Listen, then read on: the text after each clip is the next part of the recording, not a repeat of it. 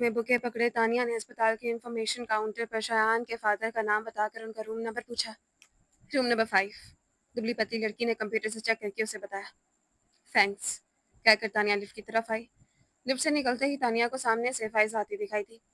पास आने पर वो बोली, कहाँ जा रही हो? घर, फाइजा ने जवाब देकर पूछा। मगर परसों क्या हुआ था? थोड़ी देर का कहकर तुम तो गायब ही हो गई। एक ज़रूरी काम आ गया था, उसने कहा। फाइजा घर जाने का इरादा तर करके उसके साथ ही चलते हुए रूम में आ गई। पहला कदम कमरे में रखते ही तानिया ने शायान की मौजूदगी को महसूस कर लिया था, मगर जानबूझकर नज़रअंदाज करके वो बेड पर लेटे शख्स की तरफ आ गई। बेड के साथ ही रखी मेज़ पर बुके रख कर उसने हल्की आवाज़ में पूछा, इनकी तबीयत अब कैसी है? काफ़ी बेहतर है। अपने पीछे शायान की भारी आवाज़ सुनकर वो संभल कर पलटी, कोशिश करके हैरान होते हुए बोली, तुम? फिर कसन मुस्कुराई, सॉरी, मैंने तुम्हें नहीं देखा। तभी उसकी नज़र सोफे पे बैठी सब्ज आंखों वाली औरत पर पड़ी। उसने फौरन उन्हें सलाम किया और फायजा की तरफ देखने लगी कि उनका तारुफ करवाएगी। खुद से वो समझ नहीं सकी कि वो शायान की मदर हैं या कोई रिश्तेदार। ऐसे ही सवाल तानिया के लिए उनकी आंखों में था। फायजा ने दानिस्ता उन सवालों से आंख चुराते हुए कहा, मेरा ख्याल है बाहर चल कर बात करते हैं, या हमारी आवाज़ से अंकल की नींद खराब होगी। वो दरवाज़ा खोलकर बाहर चली गई तो तानिया और शायान भी आगे पीछे बाहर आ गए। तानिया फायजा के साथ ही बेंच पर बैठ गई।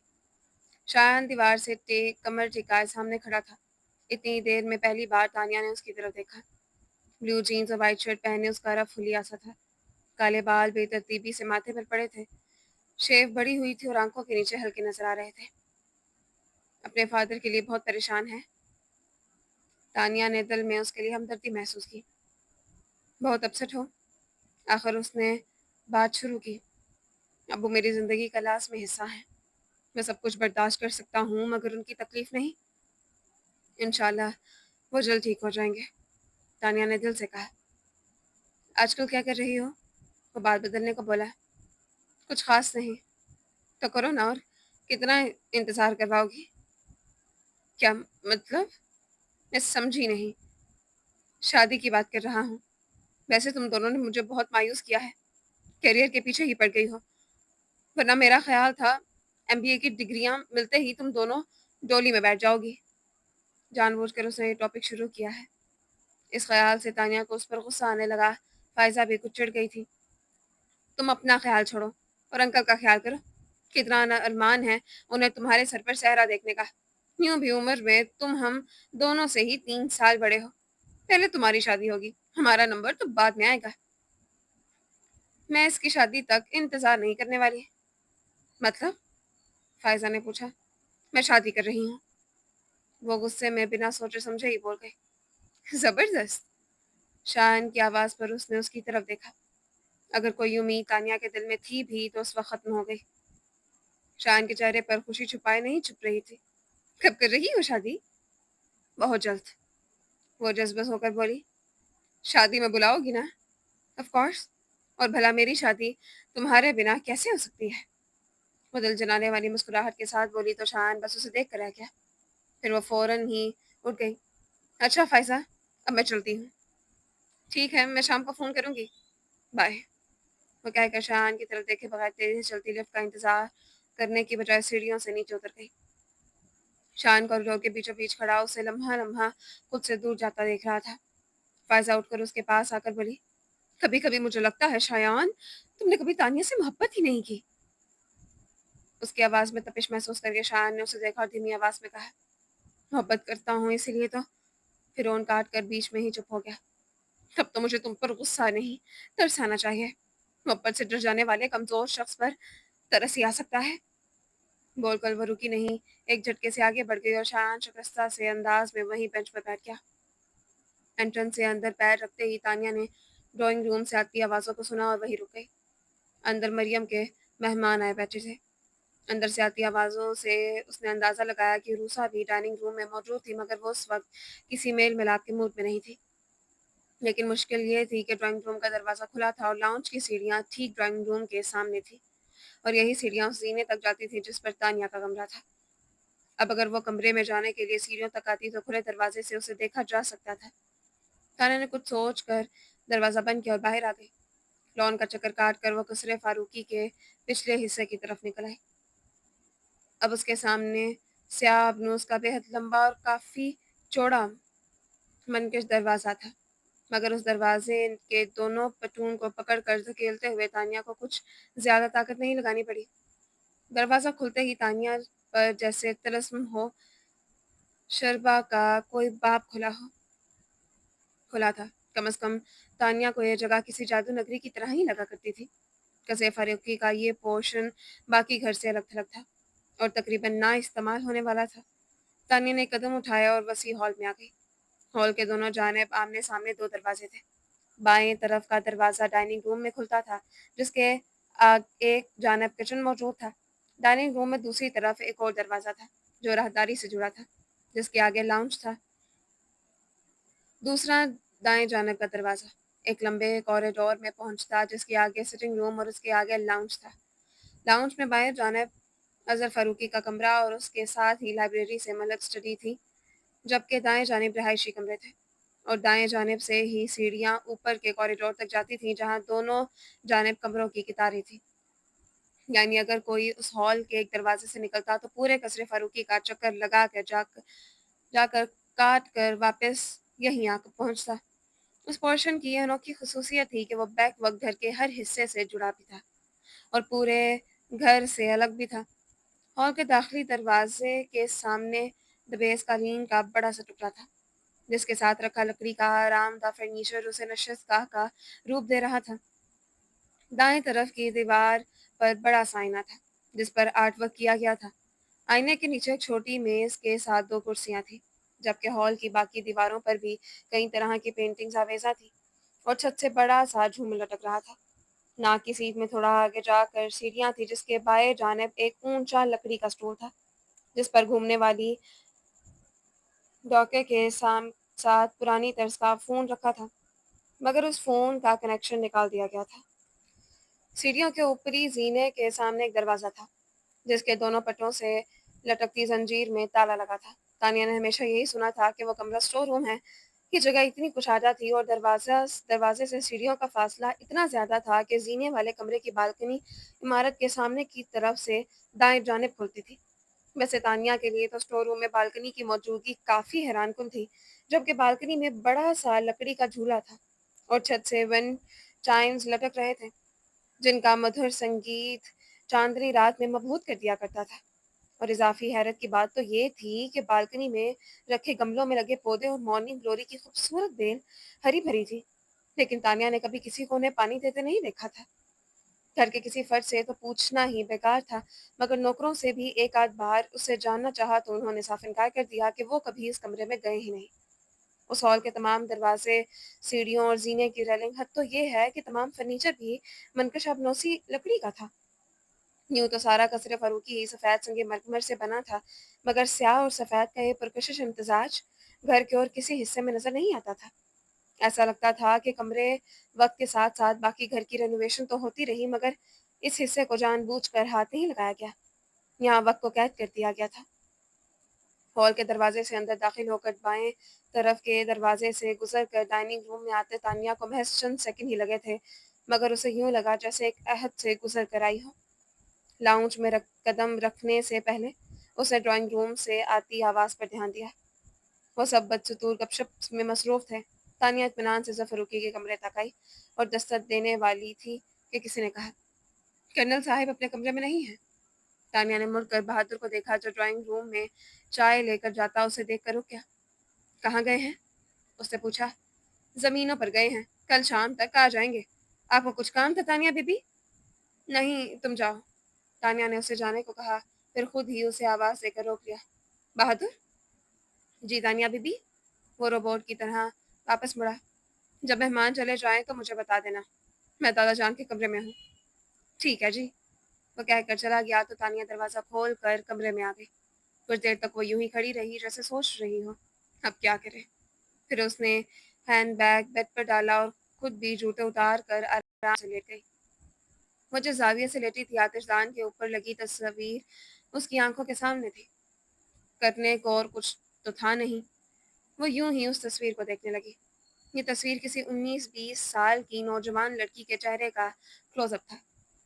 کشادہ پیشانی پر تیکھے ابرو کمان کی طرح کاٹدار تھے، بڑی بڑی سنہری مائل غلافی آنکھیں جن پر خمدار پلکوں کی گھنی جھالر تھی، ستواں ناک، گال سرخی مائل بھرے بھرے تھے، ہونٹ گداز اور تھوڑی قدرے باریک تھی، چہرے کی رنگت کندنی تھی جس کے اطراف میں شہد جیسی رنگت والے سلکی لمبے بال بکھرے ہوئے تھے، کانوں میں موتیوں کے آویزے لٹک رہے تھے اور کندھوں پر پڑا سفید دوپٹہ بھی نظر آ رہا تھا۔ وہ جو بھی تھی بلا شبہ حسین تھی، مگر حسن بھی تو دو طرح کا ہوتا ہے۔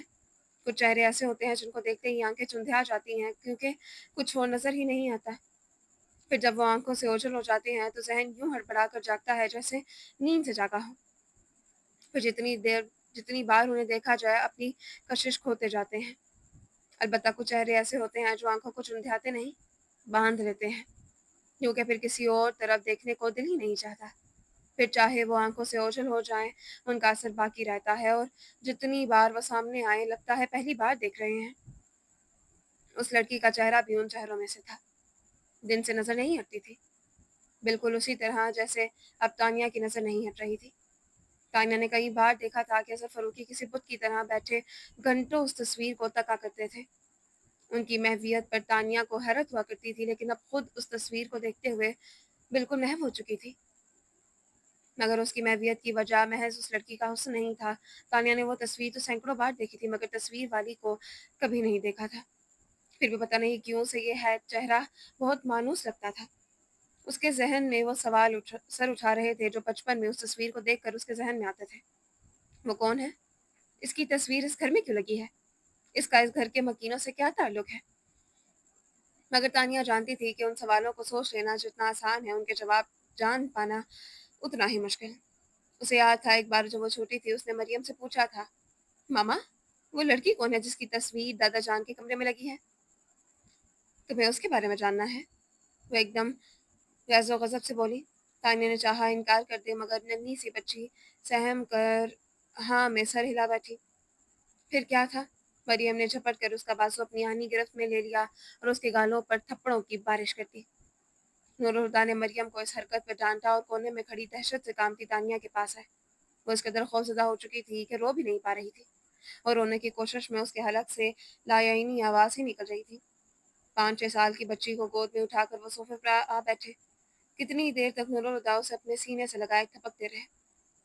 وہ کبھی اس کے بالوں میں انگلیاں چلاتے، کبھی اس کے مسلے گئے گالوں پر پیار کرتے، بہت دیر بعد کہیں جا کر وہ نارمل ہوئی تھی، مگر اس کے ذہن میں خوف بیٹھ چکا تھا۔ پھر کچھ دن بعد اظہر فاروقی نے اسے بہت نرمی سے سمجھایا کہ وہ کبھی تصویر والی لڑکی کے بارے میں کوئی بات نہیں کرے گی۔ اس کا خوف کچھ اور گہرا ہو گیا، پھر اس نے خوف کے مارے کبھی اس لڑکی کا ذکر ہی نہیں کیا۔ وقت کے ساتھ ساتھ تانیہ کا خوف تو ختم ہو گیا، مگر وہ یہ بھی سمجھ گئی کہ وہ لڑکی چاہے جو بھی ہو اس کا ذکر شجرے ممنوع ہے۔ پھر ایسے سوال کرنے کا کیا فائدہ جن کا جواب ہی نہ ملے؟ یہ سوچ کر اس نے کبھی اس لڑکی کے بارے میں اپنے ذہن میں تجسس پیدا ہی نہیں ہونے دیا۔ بھلا اگر دادا جان کے کمرے میں کسی لڑکی کی تصویر لگی ہے تو لگی رہے، کیا فرق پڑتا ہے؟ ایک دم سے تانیہ کو احساس ہوا جیسے وہ اس لڑکی کے بارے میں سوچ کر اپنا وقت ضائع کر رہی ہے۔ وہ بیزاری سے رخ بدل کر اٹھ بیٹھی۔ کوئی فائدہ نہیں، کوئی نہیں بتائے گا کہ کون ہے۔ اس نے کوف سے اپنا سر جھٹکا اور بیڈ سے اٹھنے والی تھی کہ ٹھٹک کر رک گئی۔ اس کی نظر دادا جان کی اسٹڈی ٹیبل پر رکھی ریڈ ڈائری پر اتفاقاً ہی پڑ گئی تھی۔ لوگ ڈائری لکھتے ہیں، مگر اس نے دادا جان کو ہمیشہ ڈائری پڑھتے دیکھا تھا۔ دیکھوں تو اس ڈائری میں لکھا کیا ہے؟ اس نے تجسس جاگا۔ ٹیبل سے ڈائری اٹھا کر وہ دوبارہ بیڈ پر آ بیٹھی۔ تکیہ رکھ کر نیند دراز ہوتی تو ڈائری کا پہلا صفحہ کھول کر پڑھنے لگی۔ میاں جی نواب شاہ کے متمول اور بااثر زمیندار تھے۔ بلند و بالا حویلی سمیت کئی ایکڑ پر پھیلی زرعی اراضی پشتوں سے ان کی خاندانی جاگیر کے طور پر ورثے میں ان کے حصے میں آئی تھی۔ بیگم حیات نہیں تھی، البتہ ون مرحومہ نے 2 اولادیں چھوڑ دی تھی، اور دونوں ہی بیٹے تھے، بڑھے مظہر فاروقی اور چھوٹے اظہر فاروقی۔ مظہر فاروقی میاں جی کے طرح ہی پکے زمیندار تھے، اور واجبی سی تعلیم کے بعد ہی وہ زمینداروں کے کاموں میں جت گئے۔ اظہر فاروقی کا مزاج تو زمیندار نہ تھا، زمیندارانہ تھا، مگر انہیں اپنے آبائی پیشے سے کوئی خاص شغف نہیں تھا۔ اس کے بجائے انہیں تعلیم حاصل کرنے میں دلچسپی تھی۔ میاں جی کو بیٹے کا شوق پسند تھا اور ساتھ ہی وسائل کی بھی کوئی کمی نہیں تھی۔ انہوں نے اظہر فاروقی کو حصول تعلیم کے لیے بخوشی کراچی بھیج دیا، جو اس وقت ایک ابھرتا ہوا چھوٹا سا شہر تھا۔ البتہ ہاسٹل کی رہائش انہیں پسند نہ تھی۔ جب تک اظہر فاروقی میٹرک کر کے کالج میں پہنچے، انہوں نے کراچی میں ہی وسیع رقبے پر حویلی کی تعمیر مکمل کروا لی۔ 1000 گز پر تعمیر کیا گیا قصر فاروقی سفید سنگ مرمر سے بنی پرشکوہ عمارت تھی، جس کے چاروں طرف دائرے کی شکل میں 500 گز چوڑا خوبصورت لان تھا۔ باہر سے اگر یہ عمارت سبز و سفید کا شاہکار تھی تو اندر سے سیاہ و سفید کا عجوبہ۔ قصر فاروقی کی تزئین و آرائش میں لکڑی کا بکثرت استعمال ہوا تھا، وہ بھی صرف آبنوس کی لکڑی کا۔ اظہر فاروقی کی قصر فاروقی میں رہتے ہوئے ہی گریجویشن کا ایگزام دیا اور اس کے بعد آرمی میں جانے کی خواہش ظاہر کر دی۔ میاں جی کو یہ بات پسند نہیں آئی۔ وہ چاہتے تھے تعلیم حاصل کرنے کے بعد اظہر فاروقی واپس حویلی آ جائیں، اور اظہر فاروقی کو یہ منظور نہیں تھا۔ آخر اظہر فاروقی ان کی مدد کو آئے اور نہ جانے کن مشکلوں سے انہوں نے اظہر فاروقی کو آرمی جوائن کرنے کی اجازت دلوا دی۔ بہرحال جب سارے معاملات خوش اسلوبی سے طے ہو گئے تو انہیں بیٹوں کی شادی کا خیال آیا۔ اس معاملے میں اظہر فاروقی نے بڑے بھائی کی طرح ہی فرما برداری سے سب کچھ ان پر چھوڑ دیا۔ میاں جی نے خود بہوؤں کے انتخاب میں احتیاط برتی۔ اظہر فاروقی کی بیگم نورین زمیندار گھرانے سے تھیں، البتہ چھوٹی بہو فریال کراچی کے پڑھے لکھے خاندان سے تھیں اور خود بھی تعلیم یافتہ تھیں۔ شادی کے پہلے سال ہی اظہر فاروقی بیٹے کے باپ بن گئے اور پوتے کی پیدائش کے چند ہفتوں بعد ہی میاں جی قضاء الہی سے وفات پا گئے۔ دکھ کتنا ہی بڑا ہو، زندگی نہیں رکتی، یہی سوچ کر دونوں بھائی اپنی زندگیوں میں ایڈجسٹ کرنے کی کوشش کرنے لگے۔ لیکن اظہر فاروقی کے نصیب میں ایک دکھ اور لکھا تھا۔ اظہر فاروقی آرمی جوائن کرتے ہی مسافر ہو گئے تھے اور ان کا پڑاؤ کبھی ایک شہر تو کبھی دوسرے شہر ہوتا، مگر فریال کو بھی گاؤں کا ماحول پسند نہیں تھا۔ اظہر فاروقی کی غیر موجودگی میں ان کا حویلی میں رہنا ایسا ضروری بھی نہیں تھا، اس لیے وہ شادی کے ابتدائی دنوں میں ہی قصر فاروقی شفٹ ہو گئی۔ لیکن ان کا اپنے سسرال سے رابطہ مکمل تھا۔ کبھی وہ خود حویلی چلی جاتی تو کبھی ان کے جیٹھ اور جٹھانی بیٹے کو ساتھ لیے کراچی آ جاتے۔ اس بار بھی ان کی واپسی ایک لمبے قیام کے بعد ہوئی تھی، مگر وہ نواب شاہ تک نہیں پہنچ سکے۔ راستے میں ہی ان کی کار کا مسافر کوچ کے ساتھ زبردست تصادم ہوا تھا۔ حادثے کی اطلاع ملتے ہی اظہر فاروقی جائے حادثہ پر پہنچ گئے، مگر جب وہ پہنچے تو ان کے بھائی اور بھابھی دم توڑ چکے تھے۔ لیکن 3 سال کا ان کا بیٹا موجزانہ طور پر محفوظ رہا تھا۔ بھائی بھابھی کی تدفین سے فارغ ہو کر جب دونوں میاں بیوی نے رخصت سفر باندھا تو ننھے سے بچے کو ساتھ لے کراچی لے آئے۔ فریال کی اپنی گود تو اب خالی تھی۔ انہوں نے بہت آسانی سے اس بچے کو اپنے بیٹے کی حیثیت سے قبول کر لیا اور بہت جلد ہی وہ ان کی زندگی کا مرکز بن گیا، یہاں تک کہ شادی کے 7ویں برس منتوں دعاؤں کا ثمر بن کر پیدا ہونے والی ملیحہ فاروقی بھی اس کے لیے فریال کی محبت کو کم نہ کر سکی۔ پھر اس کے 7 سال بعد جب اظہر فاروقی حصول تعلیم کے لیے کراچی آئے تھے، اپنے بھتیجے کو انہوں نے اعلیٰ تعلیم کے لیے لندن بھیج دیا، مگر 4 سال بعد ہی واپس آنا پڑا۔ ملیحہ کی پیدائش کے وقت ہی فریال کو کچھ پیچیدگیوں سے گزرنا پڑا تھا اور پھر اس کے بعد وہ مستقل بیمار رہی اور 11 سال کی بیماری کے بعد وہ خالق حقیقی سجا ملی۔ پالنے والی ماں کو کندھا دے کر وہ پھر لندن سدھارتھ گئے، مگر ملیحہ کی زندگی میں خلا ہمیشہ کے لیے ٹھہر گیا۔ حالانکہ بابا جان نے بہت جلد ہی ریٹائرمنٹ لے لی، شاید ملیحہ کی تنہائی کے خیال سے، مگر پاس ہونے اور ساتھ ہونے میں فرق ہوتا ہے۔ اب صورتحال یہ ہے کہ وہ یا تو اپنی اسٹڈی میں وقت گزارتے ہیں یا اپنے پرانے دوست ملک ناصر کے ساتھ شطرنج کھیلتے ہیں، اور میری یعنی ملیحہ فاروقی کی روٹین بھی بس یوں ہی ہوتی ہے۔ میں نے حال ہی میں گریجویشن کیا ہے اور میرا سارا وقت گھرداری میں یا پھر پینٹنگ میں گزرتا ہے۔ ہاں، روز ہی کچھ وقت نکال کر لائبریری میں چلی جاتی ہوں۔ ویسے تو بابا جان کی لائبریری میں میرے لیے بہت سی کتابیں ہیں، مگر لائبریری جانے کی وجہ صرف اتنی ہے کہ میں اس تنہائی سے کچھ دیر کو پیچھا چھڑوا سکوں، جو امی جان کے انتقال کے 9 سال بعد بھی مجھے بوکھلا دیتی ہے۔ مگر اب شاید تنہائی کا احساس کچھ کم ہو جائے۔ پڑھائی ختم کر کے نور الہدیٰ نے لندن میں جا کر جاب کر لی تھی، پر اب سنا ہے کہ بابا جان کے بھتیجے ہمیشہ کے لیے واپس آ رہے ہیں۔ تانیہ کو جھٹکا لگا تھا۔ وہ جلدی سے سیدھی ہو بیٹھی۔ پھر اس نے اس لائن کو دوبارہ پڑھا، پھر تیسری اور چوتھی بار۔ ہر بار پڑھنے سے ایک ہی بات سمجھ میں آئی، پاپا دادا جان کے بیٹے نہیں ہیں۔ یہ اس کے لیے انکشاف تھا۔ وہ سوچنے لگی، اگر یہ بات سچ ہے بھی تو چھپائی کیوں گئی؟ بھلا اس بات کے پتہ چل جانے میں کیا حرج ہے؟ اظہر فاروقی اگر نور ہدا کے چچا بھی تھے تو تانیہ کے بہرحال دادا ہی تھے۔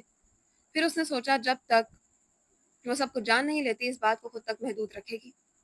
اسی وقت دستک کی آواز پر تانیہ اچھل گئی۔ اس نے جلدی سے ڈائری اپنے پیچھے چھپا لی۔ دروازہ کھلا ہے۔ اس کی آواز پر ملازمہ نے دروازہ کھول کر اندر جھانکا۔ مہمان چلے گئے ہیں تانیہ بی بی، اور سب آپ کا کھانے پر انتظار کر رہے ہیں۔ پاپا آ گئے؟ اس نے پوچھا۔ نہیں۔ ٹھیک ہے تم چلو میں آتی ہوں۔ اس کے جانے کے بعد وہ ڈائری ہاتھ میں لیے اٹھی اور چلتے ہوئے تصویر کے سامنے جا کھڑی ہوئی۔ مجھے شک سا ہو رہا ہے کہ ملیحہ فاروقی آپ ہی ہیں، اور اگر آپ ملیحہ ہیں تو یہ ڈائری بھی آپ ہی نے لکھی ہوگی۔ ہمیشہ سے میرا دل چاہتا تھا کہ میں آپ کے بارے میں کچھ جان پاؤں، اور اب یہ ڈائری مجھے آپ کے بارے میں بہت کچھ بتانے والی ہے۔ مگر گھبرائیے مت، پڑھ کر آپ کی ڈائری واپس کر دوں گی، اور اس میں جو بھی لکھا ہے وہ میرے اور آپ کے درمیان رہے گا، یہ میرا وعدہ ہے۔ وہ چپ ہوئی، پھر اپنی ہی حرکت پر ہنستی کمرے سے باہر آ گئی۔ اس نے ڈائری اپنے کمرے میں رکھی اور کھانا کھانے نیچے آ گئی۔ ڈائری پڑھنے کی جلدی میں اس نے ٹھیک سے کھانا بھی نہیں کھایا، اور چند نوالے لے کر ہی اپنے کمرے میں آ گئی۔ کمرے میں آ کر اس نے لائٹ آن کی اور دروازہ لاک کر کے دراز سے ڈائری نکال کر بیڈ پر چڑھ کر بیٹھ گئی۔ ملیحہ لائبریری میں بیٹھے کتاب کے مطالعے میں غرق تھی کہ اسے اپنے چہرے پر کسی کی نگاہوں کی تپش محسوس ہوئی۔ اس نے سر اٹھا کر دیکھا مگر کوئی بھی متوجہ نظر نہیں آیا، تو سر جھٹک کر واپس کتاب پر نظر جما دی، مگر کسی کے نظروں کا احساس بدستور تھا۔ وہ چڑ گئی۔ آج تیسرا دن تھا کہ وہ کتاب لے کر بیٹھی اور کسی کی نظروں کی شدت اسے بے چین کرنے لگی۔ 2 دن تک وہ اپنا وہم سمجھ کر نظر انداز کرتی رہی، مگر آج سچ مچ اسے غصہ آ گیا تھا۔ اس کی کتاب بند کی اور اپنے اطراف کا جائزہ لینا شروع کیا۔ اس کے بالکل سامنے ایک انکل اخبار پڑھ رہے تھے، مگر ان کی سفید داڑھی کا احترام کرتے ہوئے اس نے اپنے دائیں جانب چہرہ موڑ کر دیکھا۔ وہاں یونیورسٹی کے کچھ اسٹوڈنٹس بیٹھے کمبائن اسٹڈی کر رہے تھے۔ وہ گروپ کے لڑکوں کو مشکوک نگاہوں سے دیکھنے لگی، مگر کسی نے بھی اس کی طرف نہیں دیکھا، تو اس نے دوسری طرف دیکھا۔ وہ کوئی لڑکی تھی اور ظاہر ہے یہ حرکت تو وہ نہیں کرے گی۔ ہال میں کچھ اور لوگ بھی تھے، مگر ملیحہ نے کسی کو بھی اپنی طرف دیکھتے ہوئے نہیں دیکھا۔ کیا مصیبت ہے؟ اسے سخت بیزاری ہوئی۔ 2 دن سے یہی ہو رہا ہے۔ بیٹھے بٹھائے محسوس ہونے لگتا ہے کہ کوئی اسے بہت توجہ سے دیکھ رہا ہے، مگر ڈھونڈنے پر کوئی نظر نہیں آتا، اور وہ غصے میں کھولتی گھر آ جاتی۔ اپنی طرف سے تو اس نے مسئلے کا یہ حل نکالا تھا کہ آج صبح کی بجائے شام کو آئی تھی اور اپنی مخصوص جگہ سے ہٹ کر بیٹھی تھی، مگر سامنے والا بھی کافی مستقل مزاج تھا۔ گھر کی تنہائی سے گھبرا کر وہ یہاں آتی تھی، پر اب لگ رہا تھا کہ اس نادیدہ مہربان کی وجہ سے یہ اکلوتی سرگرمی بھی ترک کرنی پڑے گی۔ وہ اٹھی اور کتاب گھر جا کر پڑھنے کے خیال سے ایشو کرواتی باہر آ گئی۔ ایکسکیوز می مس۔ وہ پتھر کی چوڑی سیڑھیاں اتر رہی تھی جب کوئی اس کے پیچھے سے بولا تھا۔ وہ رک کر پلٹی تو دیکھا سامنے رنگ کا ایک لڑکا بلیک پینٹ شرٹ پہنے اس کی طرف آ رہا تھا۔ جی؟ وہ قریب آ گیا تو ملیحہ نے کہا، اور اس جی کے جواب میں اس نے جو کہا اسے سن کر ملیحہ کا جی چاہا کہ اس کا سر پھاڑ دے۔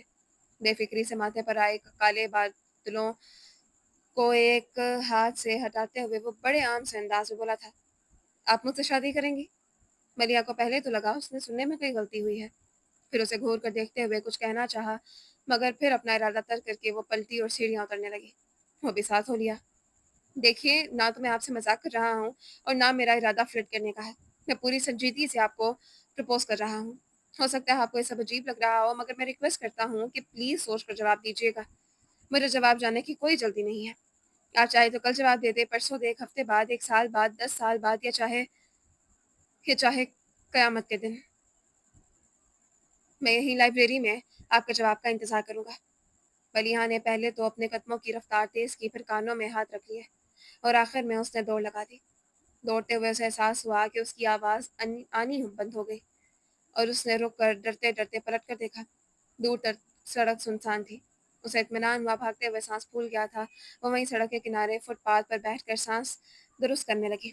بدتمیز کمینہ، لوفر کہیں کا، کہتا ہے شادی کرے گا، ایسا ماروں گی کہ شادی بربادی سب بھول جائے گا۔ ایڈیٹ! جواب لینے آئے گا بد تہذیب انسان، آئے گا تو آتا رہے، میں تو اب مر کر بھی ادھر کا رخ نہ کروں۔ وہ فٹ پاتھ پر بیٹھی اونچی آواز میں اسے سلواتیں سنا رہی تھی۔ وہ تو شکر تھا سڑک بالکل خالی تھی، ورنہ اگر کوئی اسے اس حال میں دیکھ لیتا تو ہاتھ پکڑ کر پاگل خانے چھوڑ آتا۔ پاگل ہوں نا میں کہ کوئی راہ چلتا شادی کی آفر کرے گا اور میں چل پڑوں گی؟ بڑبڑاتے ہوئے وہ اٹھی۔ اب جو اسے جو اپنے طرف غور کیا تو جی چاہا سر پیٹ لے۔ یہ جگہ اس کی جانے پہچانی تو تھی مگر اس کے گھر سے کافی دور تھی۔ بنا دیکھے سر پر دوڑتے وہ اپنے گھر جانے والی سڑک کی بجائے دوسری طرف نکل آئی تھی، اس خیال سے کہ کہیں وہ راستے میں ہی نہ مل جائے۔ واپس پلٹنے کی بجائے اس نے آگے جا کر مین روڈ سے گھر جانے کا سوچا اور آگے بڑھی۔ پھر ایک دم ہی غصے میں پلٹ کر جہاں سے آئی تھی اسی کی طرف منہ کر کے زور سے بولی، الو کا پٹھا، بابا کو بتا دوں گی نا تو کل اسی گلی سے تمہارا جنازہ نکل رہا ہوگا، فوجی کا ہاتھ پڑا تو دماغ ٹھکانے آ جائے گا۔ وہ یوں بول رہی تھی جیسے وہ وہاں کھڑا سن رہا ہو۔ وہ سارے راستے بکتے جھکتے گھر پہنچی تو ظفر فاروقی لان میں ہی مل گئے۔ وہ تو سیدھی اندر جانے والی تھی کہ انہیں اپنی طرف آتا دیکھ کر وہ ان کی طرف بڑھی۔ السلام علیکم بابا جان۔ وعلیکم السلام۔ آج تم نے کچھ زیادہ ہی دیر کر دی۔ ان کی بات پر اس نے بے ساختہ کلائی پر بندی گھڑی کی طرف دیکھا۔ وہ عام طور سے 2-2.5 گھنٹے میں واپس آ جاتی تھی، مگر آج اس کی واپسی میں 3 گھنٹے بعد ہوئی۔ ایک تو پہلے اس نے خوب دماغ خراب کیا پھر غصے میں اتنا خیال بھی نہیں آیا کہ رکشہ یا ٹیکسی ہی کر لیتی، اسے کوستے پیدل ہی چلی آئی۔ ایک پاگل جو مل گیا تھا، پھر کیسے دیر نہ ہوتی؟ وہ آہستہ سے بولی، کیا کہہ رہی ہو؟ اس کے ہونٹ ہلتے دیکھ کر انہوں نے پوچھا۔ کچھ نہیں، آپ میرا انتظار کر رہے تھے؟ کچھ کام تھا؟ ہاں، مجھے پوچھنا تھا تم نے نور الہدا کا کمرہ تو ٹھیک سے سیٹ کر لیا ہے؟ کتنی بار پوچھیں گے؟ اس نے دل میں کہا، پھر ان کی تشفیع کرنے کے خیال سے بولی، آپ بے فکر رہیں بابا جان، میں نے ان کے کمرے کی ہر چیز خود اپنے ہاتھوں سے سیٹ کی ہے۔ پھر ان کے پاس سے ہٹ کر وہ کچن کے سامنے سے گزرتی پچھلی طرف کے ہال میں آئی۔ ہال کی سیڑھیاں ایک ایک کر کے چڑھتی وہ اپنے کمرے میں آئی۔ یہ کمرہ بہت کھلا اور کافی بڑا تھا اور آرائشی لڑیوں کی مدد سے کمرے کو 2 حصوں میں تقسیم کیا گیا تھا۔ ایک طرف کا حصہ بیڈ روم تھا جس میں وارڈروب بھی ساتھ ہی جوڑا گیا تھا۔ وارڈروب کے ایک طرف اٹیچ باتھ روم تھا۔ بیڈ کی پائنی کی طرف تھوڑا ہٹ کر صوفہ سیٹ کر رکھا تھا جس کے درمیانے سائز کا ٹیبل بھی موجود تھا۔ دوسرا حصہ آرٹ اسٹوڈیو کا لک دے رہا تھا۔ سامنے کی دیوار پر لکڑی کا لمبا سا ریک مناسب اونچائی پر دیوار سے جوڑا گیا تھا جس پر کچھ کینوس سوکھنے کے لیے رکھے تھے، کچھ کینوس دیوار کے ساتھ بھی رکھے تھے۔ ایک طرف رائٹنگ ٹیبل کے ساتھ کرسی رکھی تھی، ایک گول اونچا ٹیبل بھی تھا جس پر کلر ٹیوبز اور پینٹنگز برش رکھے تھے، پاس ہی ایزل بھی موجود تھا۔ کمرے میں بالکنی بھی تھی جس کی چھت سے ملیحہ نے ڈھیر سارے ونڈ چائمز لٹکا رکھے تھے۔ بالکنی میں موجود جھولے سے بھی اس نے چھوٹی چھوٹی گھنٹیاں باندھ رکھی تھی۔ ملیحہ کو ان ملی جلی آوازوں کا مدھم سریلا شور بہت پسند تھا۔ اکثر چاندنی راتوں میں وہ جھولے میں لیٹی ان آوازوں کو سنتی رہتی۔ یہ کمرہ کشادہ تو تھا، اس کی ایک اور خصوصیت یہ تھی کہ باقی گھر سے منسلک ہوتے ہوئے بھی کافی الگ تھا، اور اسی وجہ سے ملیحہ نے اسے اپنے لیے منتخب کیا تھا کہ وہ یہاں یکسوئی سے اپنا کام کر سکتی تھی۔ ملیحہ نے کتاب ٹیبل پر رکھی اور فریش ہونے کے لیے باتھ روم میں چلی گئی۔ منہ ہاتھ دھو کر وہ تولیے سے خشک کرتی ایزل کے سامنے کھڑی ہوئی۔ یہ کینوس اس نے کافی دن پہلے شروع کیا تھا مگر ابھی تک آسمان کا کچھ حصہ اور ایک سوکھا درخت ہی پینٹ کر پائی تھی۔ اس نے سوچا آج اس کینوس کو ضرور مکمل کر لے گی۔ اس نے ٹرے میں قلم مکس کر کے برش پر لگایا اور کینوس پر کچھ اسٹروک لگا کر ہی اس نے ہاتھ روک لیا۔ پتہ نہیں کیوں اس کا ذہن یکسو نہیں ہو پا رہا تھا۔ اس نے ایک بار پھر کوشش کی مگر ذہن اب بھی بٹا ہوا تھا۔ اس نے محسوس کیا کہ کوئی چیز اسے ڈسٹرب کر رہی ہے، شاید وہ ونڈ چائمز کی آواز۔ اس نے سوچا اور اٹھی۔ بالکنی کی سلائڈنگ گلاس ڈور کو بند کر کے وہ مطمئن سی ہوتی کرسی گھسیٹ کر ایزل کے سامنے آرام سے بیٹھ گئی، مگر اب کمرے کی خاموشی اسے چبھنے لگی تھی۔ وہ چڑ سی گئی۔ اسی ماحول میں وہ گھنٹوں کینوس پر کام کیا کرتی تھی مگر آج وہ اپنا ذہن تک نہیں بنا پا رہی تھی۔ تنگ آ کر اس نے برش رکھا اور کچن میں آ گئی۔ سامنے کچن ٹیبل کے ساتھ رکھے اسٹول پر چڑھا اور اس کا ہم عمر دبلا پتلا سا بہادر سلاد کاٹ رہا تھا۔ تم وہ اسے دیکھ کر حیرت سے بولی، گلبانو کہاں ہے؟ اماں کی طبیعت ٹھیک نہیں ہے تو آج کھانا میں نے بنایا ہے۔ ہاں ہاں، ملیحہ نے ہنکارا بھرا اور کھانے کا جائزہ لینے لگی۔ بی بی صاحب، مہمان رات کو دیر سے آئیں گے۔ بہادر نے سلاد فریج میں رکھتے ہوئے پوچھا۔ مہمان نہیں، چھوٹے صاحب آ رہے ہیں، ملیحہ نے تصحیح کی۔ چھوٹے صاحب کیا یہی رہیں گے؟ ظاہر ہے انسان اپنے گھر میں ہی رہتا ہے، تو پھر وہ لندن میں کہاں رہتے ہیں؟ بہادر نے سوچتے ہوئے فلسفیانہ انداز میں سوال کیا۔ فٹ پاتھ پر، وہ چڑھ گئی۔ تم کیا ناشتے میں کبے کھاتے ہو؟ جب دیکھو زبان چلتی رہتی ہے، ذرا دیر کو چپ نہیں رہا جا سکتا؟ بہادر کی شکل بتا رہی تھی کہ اسے ملیحہ کا ڈانٹنا بالکل اچھا نہیں لگا تھا، مگر ملیحہ نے پرواہ کیے بغیر مزید کہا، اگر رائتہ بنا چکے ہو تو ٹیبل پہ لگا دو، اور بابا جان سے بھی کہہ دو کھانا تیار ہے۔ ٹھیک ہے جی، اور روٹھے روٹھے انداز میں بول کر برتن لگانے لگا۔ ایک بھتیجے کے آنے پر قصر فاروقی کو نئے انداز سے سجایا گیا تھا، جس کی وجہ سے ملیحہ کو کافی کوفت ہوئی تھی۔ ملیحہ چاولوں کی ڈش ٹیبل پر رکھ رہی تھی کہ بہادر آ کر بولا، کرنل صاحب کہہ رہے ہیں وہ کھانا چھوٹے صاحب کے ساتھ کھائیں گے۔ ملیحہ نے اپنا ماتھا پیٹ لیا اور خود بلانے چل پڑی۔ اس نے اسٹڈی میں پیر رکھا ہی تھا کہ اس کی ہنسی چھوٹتے چھوٹتے رہ گئی۔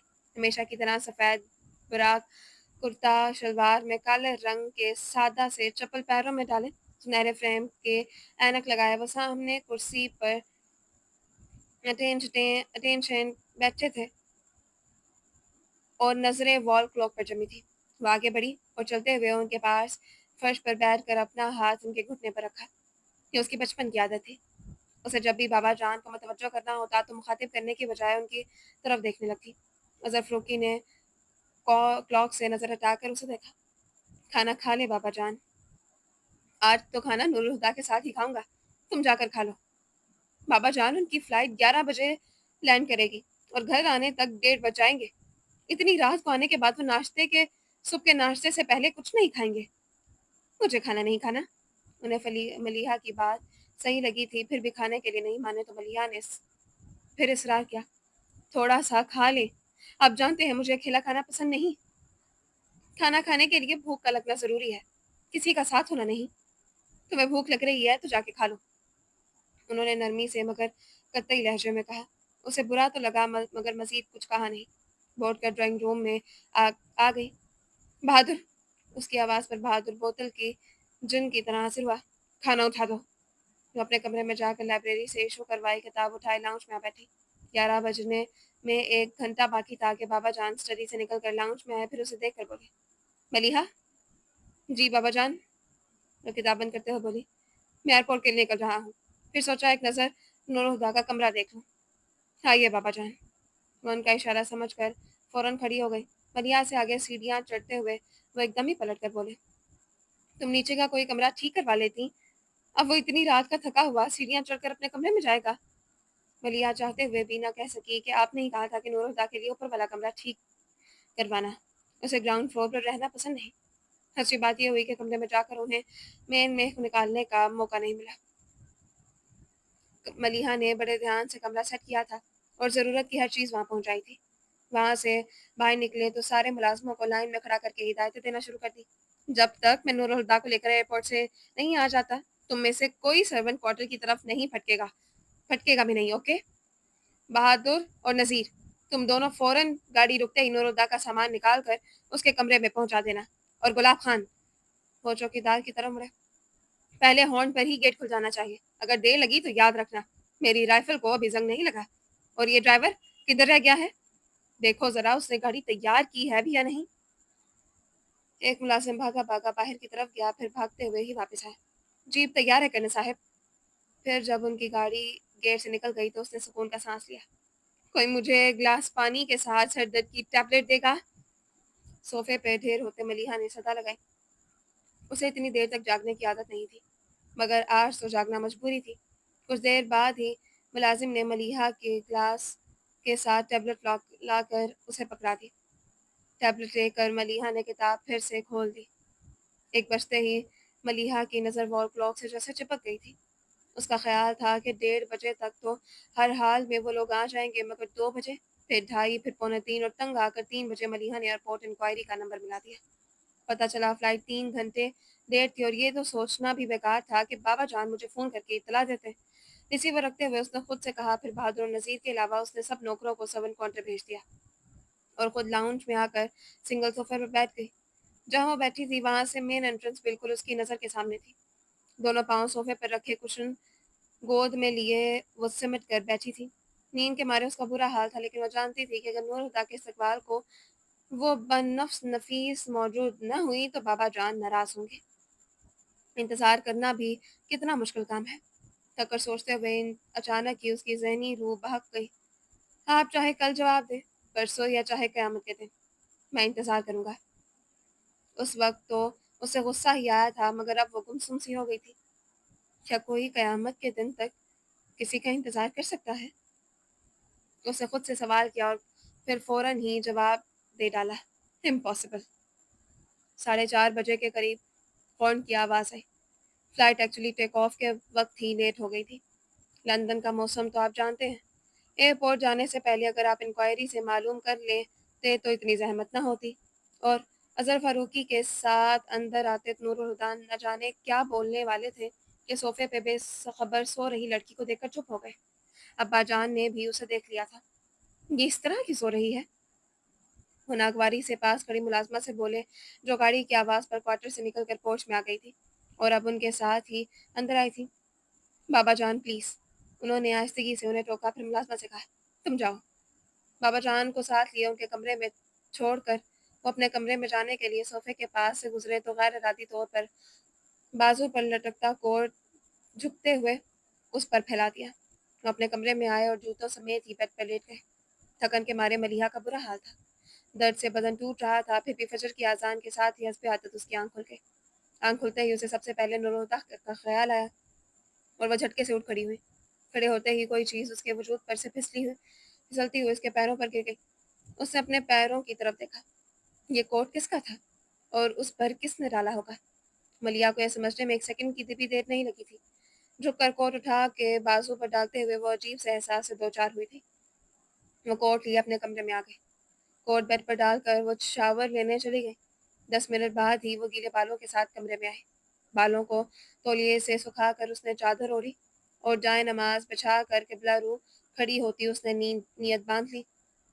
نور الہدی بھی سیر خیز تھے، پھر وہ فلائٹ میں نیند پوری کر چکے تھے۔ سورج کی چھپ دکھاتے ہی وہ ٹریک سوٹ پہنے لان میں نکل آئے۔ دوڑتے ہوئے لان کے کئی چکر کاٹ کر وہ ایک جگہ رکے، بار بار جھک کر اپنے پنجوں کو چھوتے وہ ایک بار پھر اٹھے اور پھر جھکنا بھول گئے۔ وہ اپسرا نہیں تھی، مگر اپسرا لگ رہی تھی۔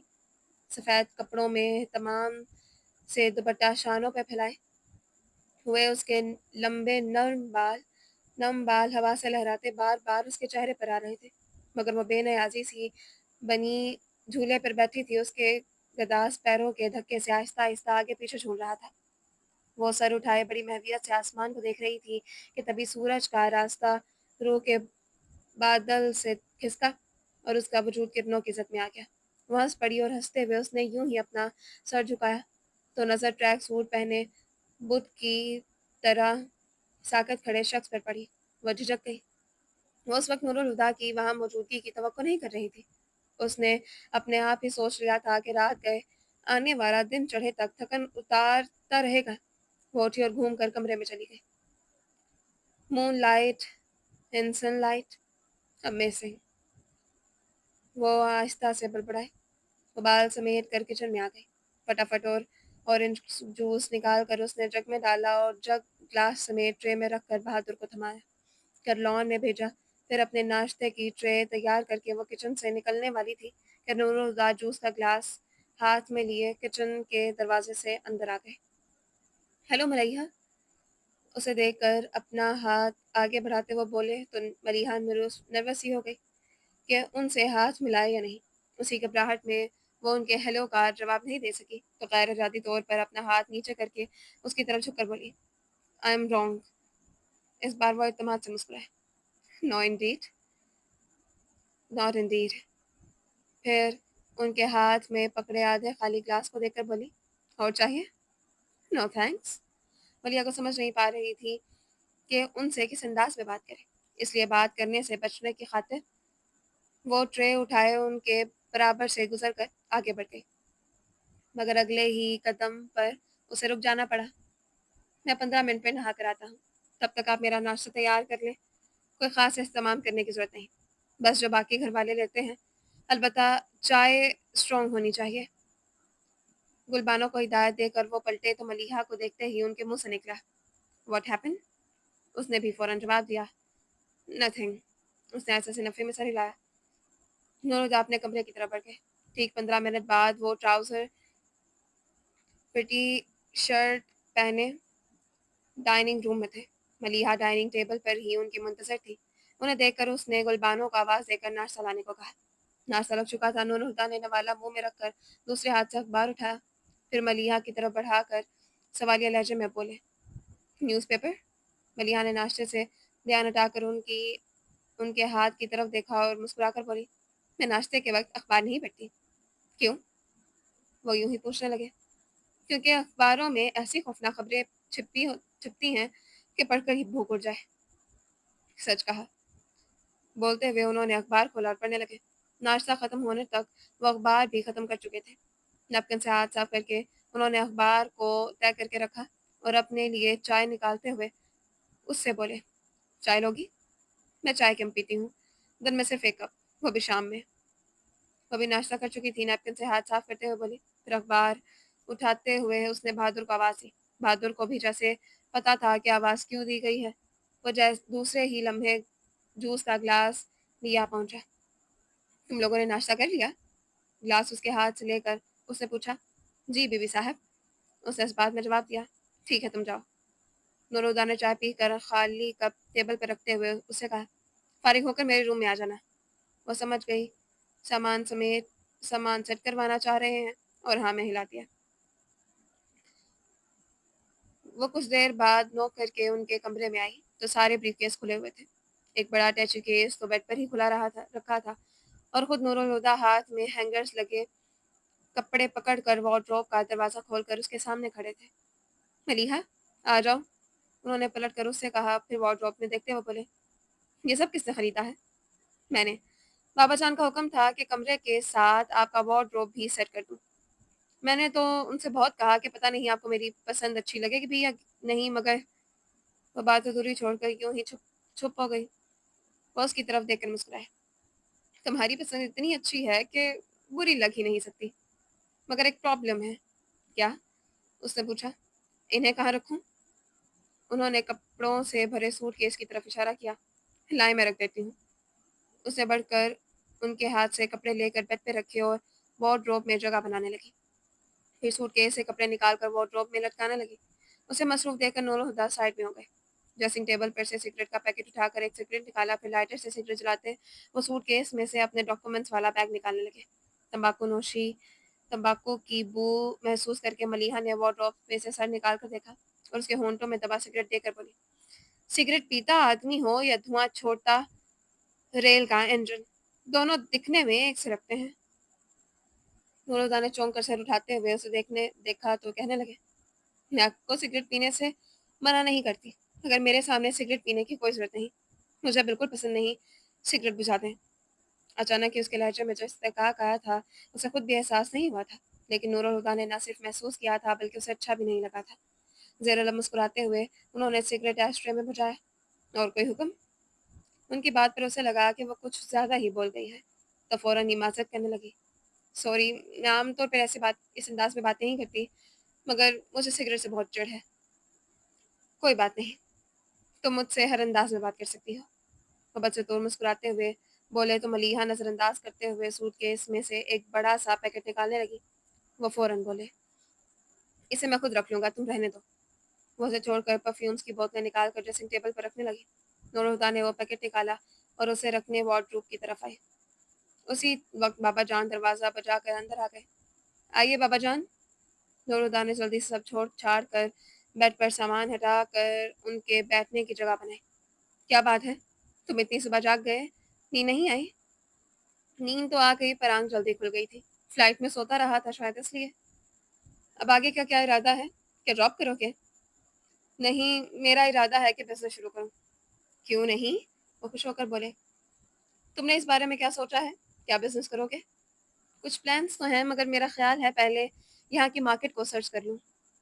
ٹھیک کہہ رہے ہو، مگر آتے ہی کام میں لگ جانے کی کیا کوئی ضرورت نہیں، کچھ دن آرام کرو پھر ان معاملات پر غور کرنا۔ ویسے اب تم آ گئے ہو تو ساری ذمہ داریاں بھی تمہیں ہی اٹھانی ہوگی۔ سفر کی تھکن اتار لو، پھر میں تمہیں زمینوں کا حساب کتاب بھی سمجھا دوں گا، بلکہ اگلی بار نواب شاہ جاتے ہوئے میں تمہیں بھی ساتھ لے جاؤں گا۔ بابا جان پلیز، زمینداری وغیرہ میں مجھے کوئی دلچسپی نہیں۔ ویسے تو میں آپ کے ساتھ جا سکتا ہوں اور جاؤں گا بھی، لیکن حساب کتاب والا معاملہ آپ اپنے پاس ہی رکھیں۔ نور الہدی بڑی انکساری سے بولے تھے۔ بابا جان ہنستے اور کہنے لگے، مظہر فاروقی کا بیٹا کہتا ہے کہ اسے زمینداری سے دلچسپی نہیں، یہ تو کمال ہی ہو گیا۔ بھائی جی پکے زمیندار تھے، میاں جی کی زندگی میں ہی فصلوں کی بوائی کٹائی کا کام انہوں نے اپنے ذمہ لے لیا تھا۔ پھر وہ اچانک سنجیدہ ہو گئے۔ دلچسپی کی بات کی ہے تم نے، مجھے بھی زمینداری سے دلچسپی نہیں تھی، ہونا ہے۔ بھائی جی جب تک تھے میں نے کبھی مڑ کر زمینوں کی طرف نہیں دیکھا تھا، مگر باپ دادا کی نشانیاں خود سے لگ بھی تو نہیں کی جا سکتی نا۔ ملیحہ نور الہدی کے بغیر تو سامان سمیت سیٹ کر نہیں سکتی تھی، اور نور الہدی بابا جان کے ساتھ باتوں میں مگن تھے۔ وہ کچھ دیر تو کھڑی ان کی باتیں سنتی رہی، مگر جلد ہی بور ہو گئی۔ بابا جان بیڈ پر بیٹھے تھے اور نور الہدی ان کے سامنے جس جگہ کھڑے تھے ملیحہ کی طرف ان کی پشت تھی، اور وہ ان کی نظر میں آئے بغیر کمرے سے نکل سکتی تھی۔